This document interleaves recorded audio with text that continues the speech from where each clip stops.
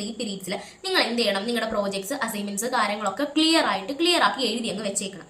പിന്നെ ട്യൂഷൻസിന് പോകുന്നവർ may be ചിലപ്പോൾ ചിലർക്ക് ട്യൂഷൻസ് രാവിലെ ആയിരിക്കും അല്ലെങ്കിൽ വൈകിട്ടായിരിക്കും. സോ നിങ്ങളിപ്പോൾ ഒരു ക്ലാസ്സിൽ ഒരു 6 മണിയൊക്കെ ആകുമ്പോൾ വീട്ടിലെത്തൂലോ. ആ ടൈമിൽ നിങ്ങൾ ഒരു പ്ലാൻ ചെയ്യുക, നിങ്ങളൊരു സ്ട്രാറ്റജി ഉണ്ടാക്കി വെക്കുക, അല്ലെങ്കിൽ ഒരു ടൈം ടേബിൾ ഉണ്ടാക്കി വെക്കുക. എന്താണ്, ഫസ്റ്റ് നമ്മൾ അതിന്റെ കൂടെ എല്ലാ ദിവസവും ഒരു +1 പകുതി ടോപ്പിക്കെങ്കിലും കവറപ്പ് ചെയ്യുന്ന മാതിരി ചെയ്യുന്ന രീതിക്ക് എന്താ പറയുക, ടൈം ടേബിൾ സെറ്റ് ചെയ്യുക. ഇപ്പോൾ കെമിസ്ട്രി ആണെങ്കിൽ ഇപ്പോൾ ഒരു ദിവസം ഇപ്പോൾ ക്ലാസിഫിക്കേഷൻ ഓഫ് എലമെന്റ്സ് എടുക്കുകയാണെങ്കിൽ അതൊരു ഈസി ടോപ്പിക്കാണ്. അതിന്റെ NCERT ഇപ്പോൾ നിങ്ങൾ സ്റ്റേറ്റ് സിലബസിന് എക്സാം കഴിഞ്ഞപ്പോൾ മനസ്സിലായി കാണും, NCERT നല്ല രീതിക്ക് പഠിക്കണം. സോ NCERT ഫോക്കസ് ചെയ്ത് തന്നെ എന്ത് ചെയ്യണം, നമ്മുടെ ടൈം ടേബിൾ ഇടണം. സോ ഇനി അങ്ങോട്ട് നമ്മുടെ പ്രീവിയസ് ഇയർ ക്വസ്റ്റ്യൻസ് മാത്രം നോക്കിയിട്ട് കാര്യമില്ല അല്ലേ, നമ്മൾ NCERT കൂടി പഠിക്കണം.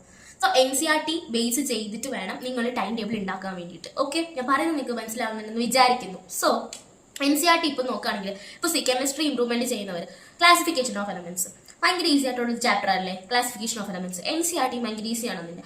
സോ അതെന്ത് ചെയ്യണം, NCERT ആയിട്ട് നമ്മൾ NCERT വെച്ചുകൊണ്ട് തന്നെ പഠിക്കാൻ ഇനി ശ്രമിക്കണം. അല്ലെങ്കിൽ ഫുള്ള് നമ്മൾ പ്രീവിയസ് ഇയർ മാത്രം നോക്കിപ്പോലുള്ള ഇനിയുള്ള ഒരു ഡ്രോബാക്ക് എന്ന് പറഞ്ഞു കഴിഞ്ഞാൽ നമുക്ക് എവിടെ നിന്നാണ് ക്വസ്റ്റ്യൻസ് വരുന്നതെന്നല്ലേ. ഇനിയിപ്പോൾ നമുക്ക് ഒരിക്കലും പറയാൻ പറ്റൂല പ്രീവിയസ് ഇയർ ക്വസ്റ്റ്യൻ മാത്രം പഠിച്ചുകൊണ്ട് പോയി സ്റ്റേറ്റ് സിലബസിൽ നല്ല മാർക്ക് അല്ലെങ്കിൽ ഫുൾ A+ മേടിക്കൽ ഭയങ്കരമായിട്ട് എന്താ പറയുക, ഇമ്പോസിബിൾ ആയിട്ടുള്ള ഒരു കാര്യമാണ്.